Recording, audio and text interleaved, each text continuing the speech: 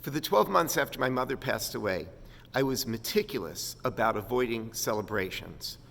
When I would go to a wedding, I would come for the ceremony and immediately afterwards turn around and go home before the party began. 2 days after those 12 months were over, I was invited to a wedding. It was the daughter of a colleague of mine. Personally, I wasn't ready to start going to celebrations again. Even though it was 12 months, I still felt a great deal of grief. I wasn't ready to make this transition.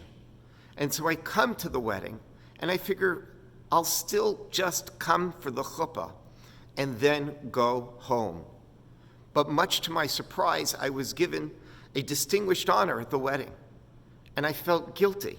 I can't be given this distinguished honor during the ceremony and just wish mazel tov and go home. And so I stayed for the party. And that's how I was able to take the first step after 12 months of grief and mourning. And I think about this anecdote because in this week's Torah reading, there's a fascinating verse. God turns to Noach after having been in the ark and having been saved from the flood, and now the flood is over. And God turns to Noach and says, Tzei min hateva. You can go out of the ark.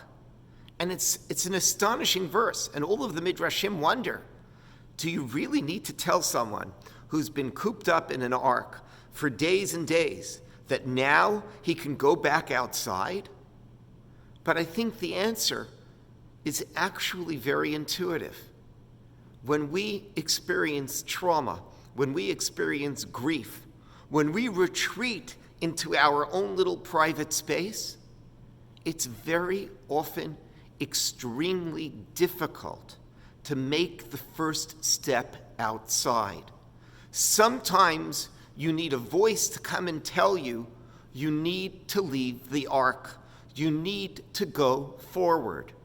For me, that wedding invitation was a reminder that you need to continue with life. At the end of 7 days of Shiva, the 7 days of mourning, the custom is that people visit the mourner on that 7th morning. And it's the visitors that come and say to the mourner, it's time to get up. Here the visitors are playing this very same role. Very often when we are stuck in a difficult and dark place, we need to hear a voice telling us to move forward. And there's actually a beautiful Hasidic custom that when they tell the mourner to get up, afterwards they turn to the mourner and say, L'chaim, to life. This is the lesson. We need to hear the voices of life, particularly when we are stuck in a dark place. And we all need to open our ears to understand that there are moments where God is calling us and saying, leave the ark, tzei min hateva.